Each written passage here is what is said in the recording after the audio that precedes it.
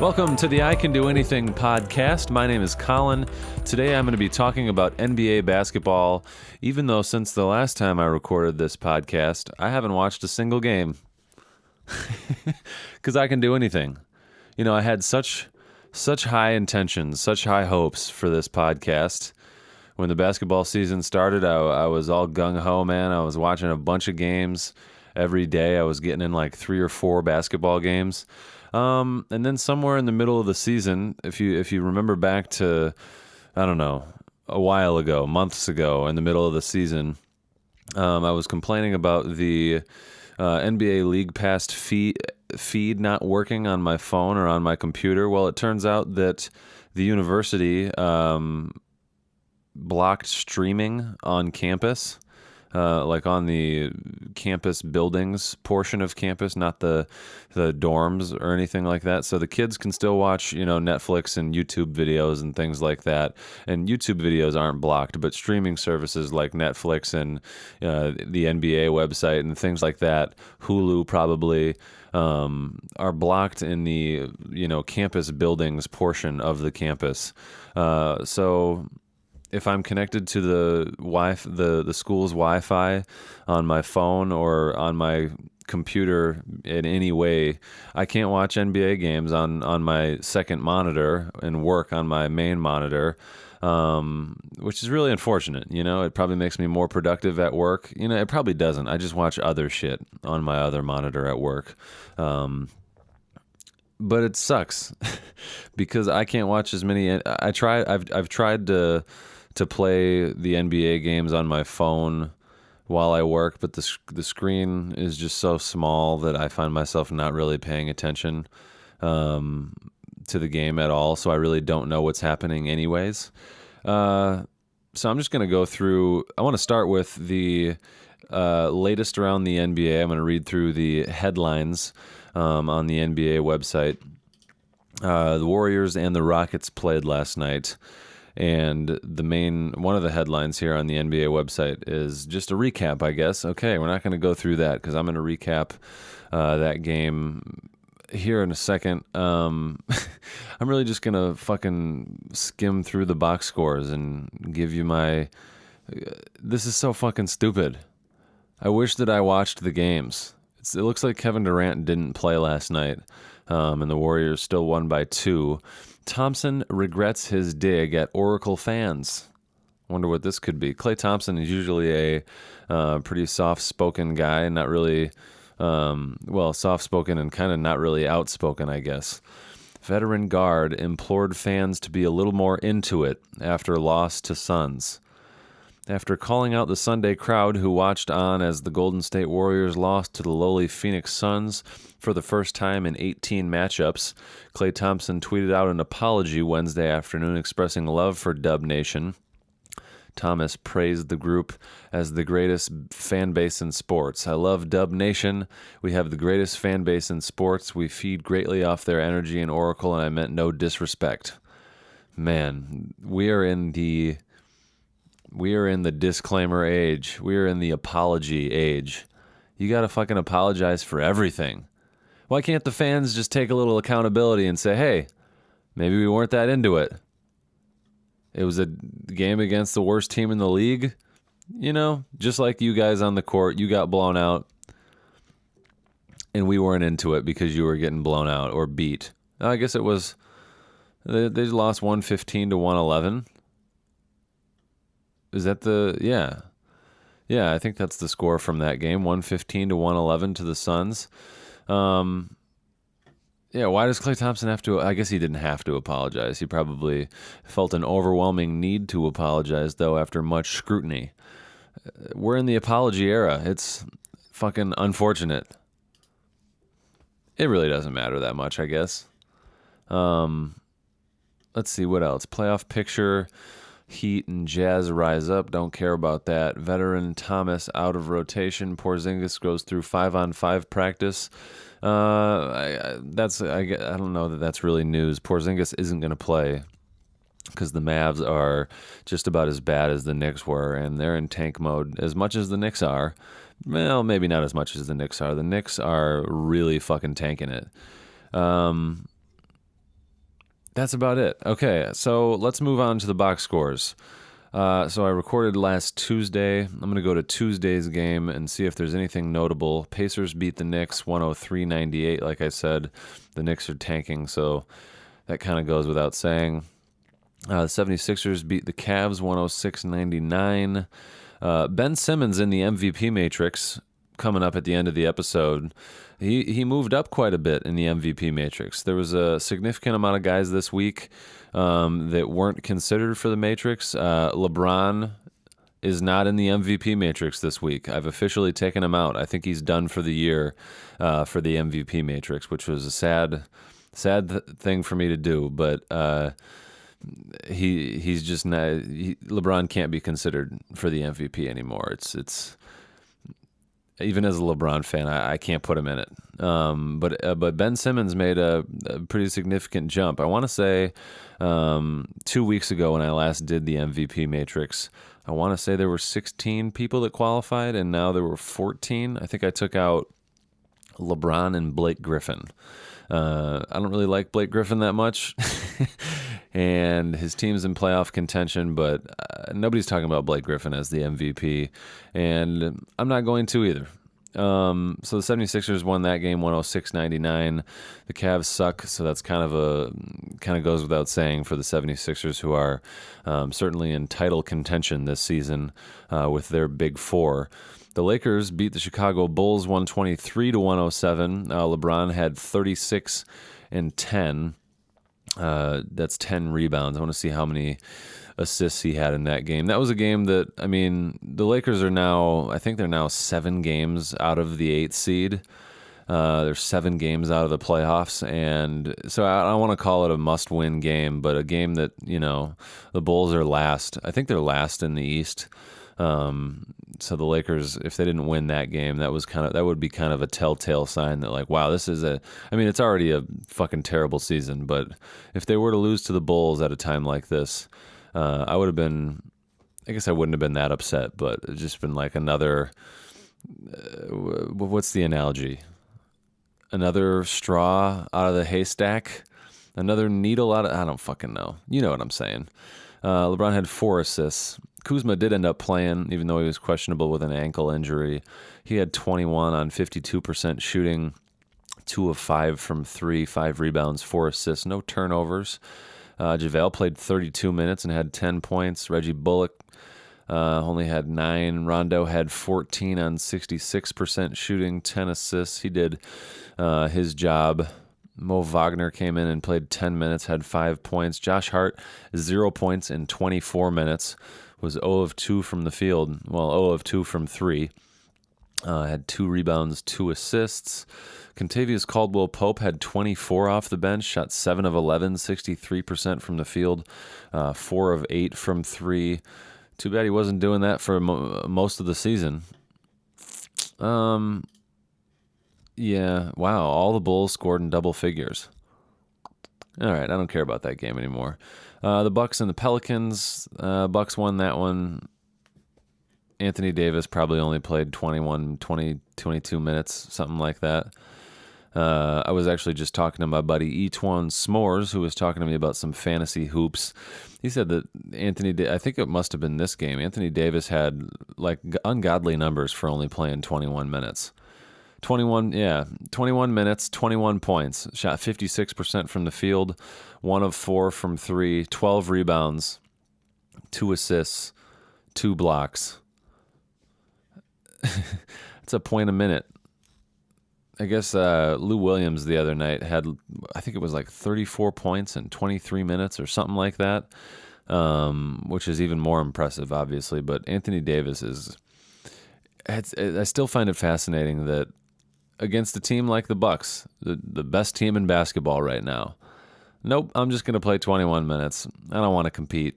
It's so weird to me. I mean, they're out of the playoff picture, obviously, but it's still really weird. The Spurs beat the Mavericks 112-105. DeRozan had 33 points. Aldridge had 28 points. It seems like Luka Doncic hasn't played too well as of late. Doncic had 12 points on 27% shooting, 1 of 7 from 3. 6 rebounds, 7 assists. That's still pretty good. I think 12 points is probably well below his points per game average this season. Yeah, he's averaging 20.9 this season. As a rookie, you kind of come to expect a guy to go on like a little 3 or 4 game slump. But what's his name? Trae Young has certainly gained some ground in the Rookie of the Year conversation on Luka Doncic with, I think it's been like 3 games in a row now. I think I saw I think I had a notification on my phone that said something about him going on a 3-game slump. But Jalen Brunson had 34 on 75% shooting from the field. Wow, 12 of 16, 3 of 6 from threes, 5 rebounds, 4 assists, but they still lost. DeRozan shot 57% from the field.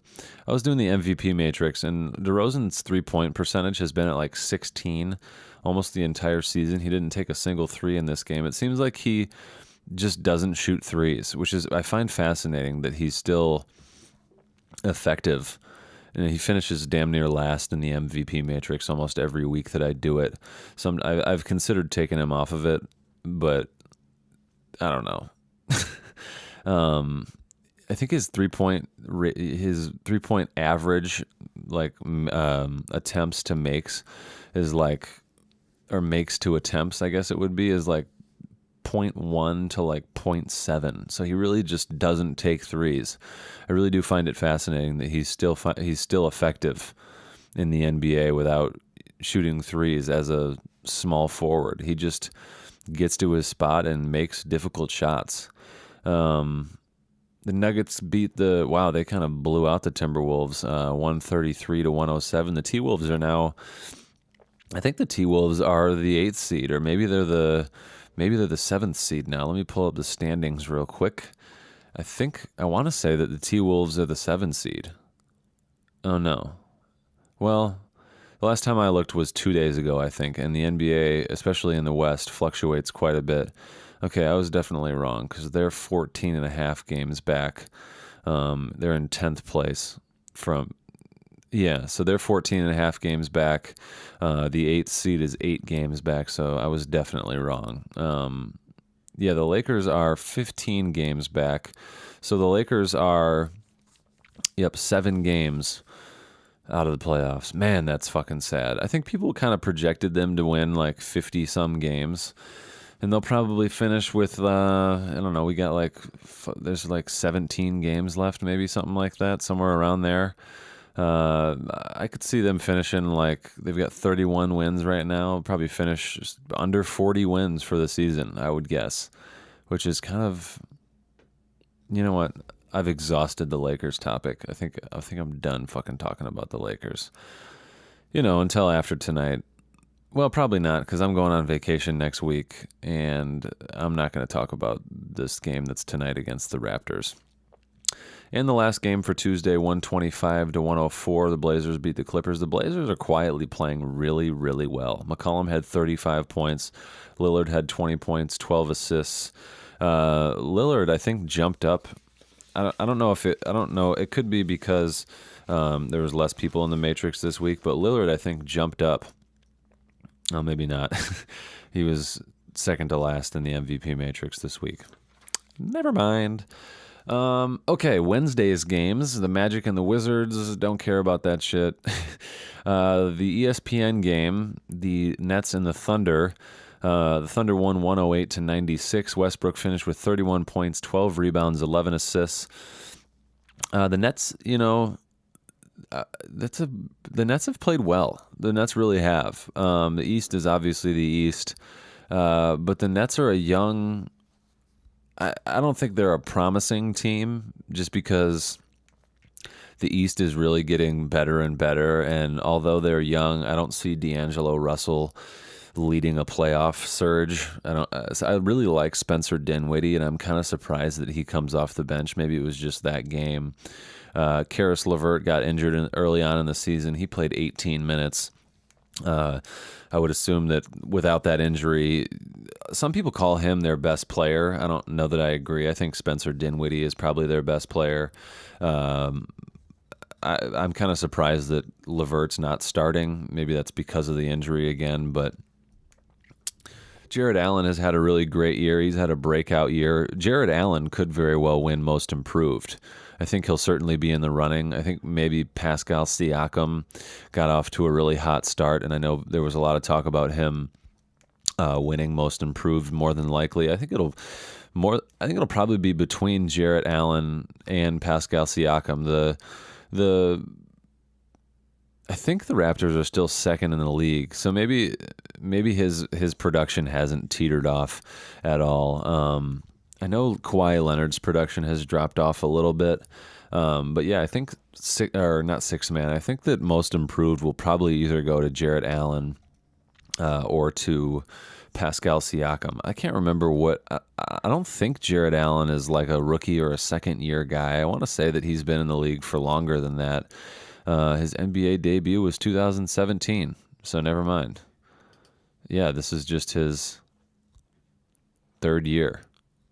So, yeah, I think he'll probably get Most Improved. Okay, so the next game from last night, Pistons and the Heat, don't care about that. Grizzlies, Hawks, two bottom feeders in the East and the West. The Hawks actually won that one, 132-111. Trae Young had 22 points. And then the big night, or the big game, I should say, that wasn't even an NBA or an ESPN game, though. Did ESPN just have one game last night? Oh. It says that all these games were on League Pass. I don't know that that's true. I could have sworn that the Thunder and maybe it just says League Pass now because that would be my option for watching it, would be on League Pass. Anyways, I think the Warriors and the Rockets was ESPN's game last night. I don't think Durant played. As the box score loads, no, he didn't play. So Iguodala started in his place. DeMarcus Cousins certainly got featured probably a little more because of Durant's absence, and the Warriors were still able to win against a Rockets team that's played really well. I mean, I gotta give Harden a little bit of credit, although it didn't really reflect it in the MVP matrix because Harden finished tied for sixth. Just a little preview, just a quick little preview. I know you're excited about the matrix. It's coming. I do have to give them some credit, though. They've played really well, and they've surged into the fourth spot, I believe, in the West. But Cousins certainly got highlighted a little more last night. Again, I didn't watch the game. I'm just going off the box score, but he had 27 on 11 of 16 shooting, 68% from the field, 1 of 2 from 3, had 8 rebounds, 7 assists, even facilitated a little bit. The big fella, did he lead the team in assists? Yeah, he did. Wow. Klay Thompson had 30 on 52% shooting, 5 of 10 from 3. Curry had 24. Kind of a backseat night for Curry, still with 24, though. Draymond didn't play very well at all. Was 1 of 5, 20% from the field, only had 2 points. 0 of 2 from 3, only 5 rebounds, 5 assists. I guess 5 rebounds and 5 assists is pretty good for Draymond. I wonder what he averages in those two categories. My guess is like somewhere between 7 and 8 in rebounds and maybe 5 and 6 in assists, 7.4 in rebounds and 7 assists. So a below average night for Draymond, I guess, but in points, certainly a downer. And then on the other side of the ball, Houston, Harden finished with 29, 43% shooting, 2 of 12 from 3. Geez, that's abysmal, 16%. I know that he's a good 3-point shooter. I don't know that his 3-point percentage is very good, though. I think I guess what I mean is that he for their offense to work the way that it does and for them to be effective, I mean, they've clearly been effective. They're fourth in the West. They've certainly been more effective than the Lakers and LeBron, so I got to give him his credit there. I don't know that his 3-point percentage necessarily reflects a good 3-point shooter, but I think for their offense to work the way that it does, I don't think it hurts that he takes 12 threes and only makes 2 of them.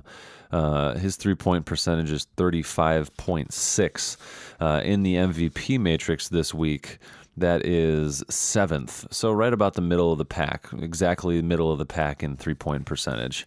I just think it should be better, and it certainly could be better. A lot of his threes are very heavily contested and really difficult shots, and part of that's his fault for taking such difficult shots. You know, he doesn't have to take those shots that are so heavily contested, but he does make a lot of really tough shots. And then the last game from last night, the Jazz and the Suns. The Jazz won 114-97. Again, the Suns kind of suck, and the Jazz are actually, in fact, the 8th seed. Are they the 8th seed or the 7th seed? Well, let me go back to the standings. They are the 7th seed. The Clippers. I have to give the Clippers credit. I thought when they traded Tobias Harris that they were, and maybe they were waving the white flag on the season. I don't know why they would do that. I mean, I get it for the off season, trying to clear up space to get Kawhi or other free agents. But even though they did that, they've remained in the playoff hunt. When I looked 2 days ago, they were the 6th seed, and the difference between the 5 seed and the 8 seed is only 3 games. The Clippers are 8 games back, and the Jazz, who are 7th, I guess technically they'd be tied for 7th, are also 8 games back. And then 6th is the Spurs, and they're 7.5 games back, so only a half game separates them. So, yeah, the Clippers went from 6th to 8th, and that could fluctuate if the Spurs were to lose and the Clippers were to win tonight or tomorrow or whatever. But give the Clippers credit for playing as well as they have. They don't have, I mean, even with Tobias Harris, they really didn't have your quintessential NBA superstar. And they've managed to really, really perform well this season. They've got Patrick Beverley, who is by no means a scorer or a star in any way. Wilson Chandler is a great NBA. He's not a great NBA player, but he's a solid NBA guy. You know, he's made his rounds around the league, and he's been effective pretty much wherever he's gone. Shai Gilgeous-Alexander is good. He's got a really, really promising future in the NBA.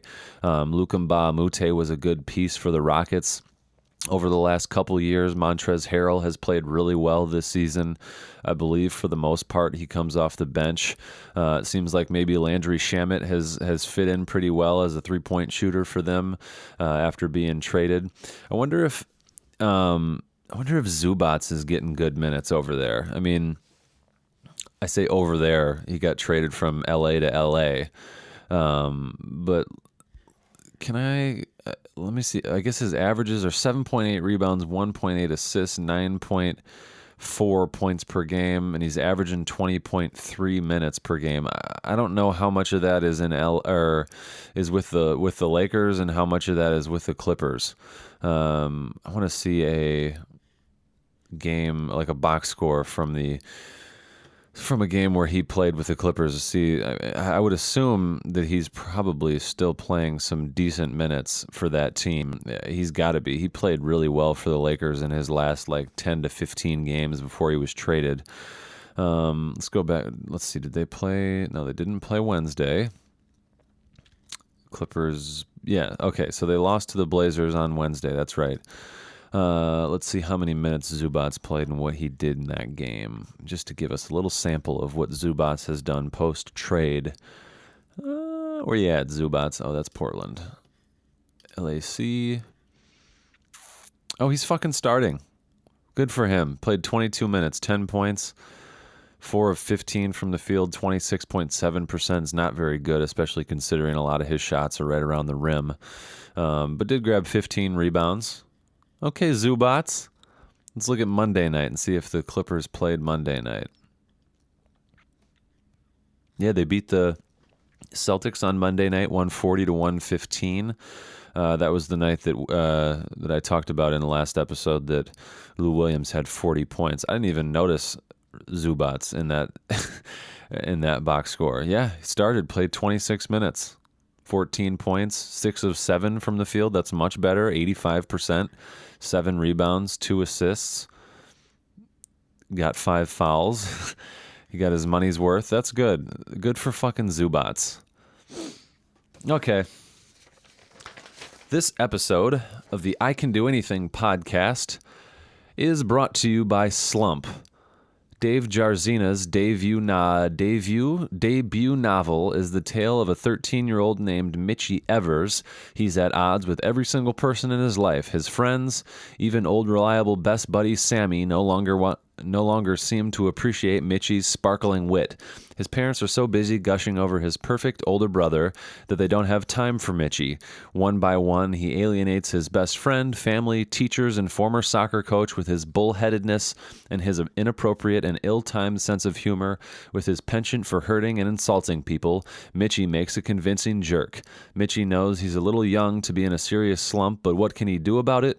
Purchase the book that countless readers recommend anywhere you buy books: Barnes & Noble, Amazon, Audible, Apple Books, Google Play, and more. And also buy Rangefinder. Do you have trouble finding your range on the golf course? Rangefinder helps you dial it in whether you're on the tee box, in the fairway, the rough, or making an approach. Rangefinder can help improve that handicap. I know listeners of the I Can Do Anything podcast are sports fans, and many of you or some of you may play golf, and the Rangefinder can really help. Caddies across the world use Rangefinder to make club selection a breeze, but they won't help with that breeze coming in from the east. So stop guessing how far away from the flag you are and start knowing with Rangefinder. Our listeners can save 50% off on your next order by visiting rangefinder.com/anything. That's rangefinder.com/anything. All right. I think it's MVP Matrix time. Dun, dun, dun, dun. The MVP Matrix overall standings for this week, week 22, are as follows. Giannis Antetokounmpo finished first with 41 overall points. It's worth noting that the points are lower because obviously the less players that are in the MVP matrix, the lower the scores are going to be. So Giannis Antetokounmpo finished first with 41 points. Kevin Durant second with 51 points. Paul George third with 56 points. Nikola Jokic fourth with 59 points. Joel Embiid graces the top 5 with 60 points. He's certainly played a lot better over the last, well, I don't know. He's played well all season for the most part, but really hasn't been in the MVP matrix top 6, I don't think, all season. I think maybe once he was in there earlier. You know what? Let me pull out the MVP matrix from a couple weeks ago.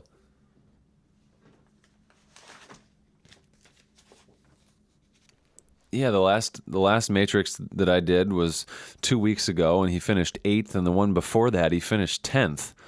So Embiid surges into the top 5 with 80 overall points, and then rounding out the top 6, Steph Curry and James Harden tie with 61 overall points. And then, as I mentioned before, Ben Simmons came in 7th, whereas before he was finishing in the bottom half. I guess this is still the bottom half, but he was finishing more in the middle of the bottom half, whereas now he's at the top of the bottom half.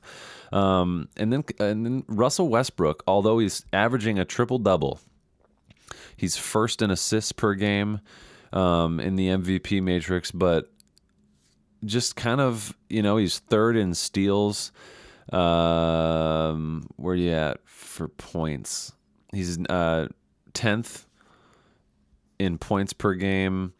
First in assists, tied with a bunch of people for 6th in blocks per game. Third in rebounds per game. Tied for 9th in plus minus. Shoots a terrible 3-point percentage, is 11th in 3-point percentage, is last in field goal percentage. So I think that's where he really gets hurt. Although he's averaging a triple-double like his MVP season 2 seasons ago, he finishes this week tied for 8th near the bottom of the MVP matrix. I think that's interesting, I guess. Should I break down the rest of the stats for you guys? I don't feel like it. We're at about 30 minutes right now, and I've got a pack for Arizona. But before I leave you. I should tell you that this episode of the I Can Do Anything podcast is also brought to you by Standard Process. Listen, Standard Process isn't paying me for me to tell you this. I just really love the products. I use them every day. Since 1992, Standard Process has been dedicated to the field of nutritional supplements and the whole food philosophy introduced by Dr. Royal Lee. With Standard Process supplements, you will discover just how resilient your body can be when given the proper nutrition. Standard Process supplements contain free, time-tested formulas with whole food ingredients that provide safe, effective, high-quality nutritional support available through healthcare professionals. Our products promote a better quality of life for our customers. Standard Process demonstrates commitment to the person by fostering the physical, emotional, intellectual, and spiritual health of customers and employees, the commitment to the product by emphasizing the importance of concentrated whole food ingredient sources and herbs in the product line, commitment to the process by ensuring the highest quality in every stage of development, from farming through shipping, commitment to the planet by utilizing environmentally safe farming, manufacturing, and business practices, and commitment to posterity by preserving and strengthening the company for all future generations. Visit standardprocess.com today. All right, that does it. I'm going to Arizona next week, so you're not gonna hear from me next week. I'm gonna be there from Sunday to Sunday, and I'm really fucking excited. I've never been to. Have I been to Arizona? I don't think I've been to Arizona before. We're gonna be in the. I said this before, but I'm just be doing a bunch of hiking, and I'm really fucking pumped. So thanks for listening to the I Can Do Anything podcast. Peace.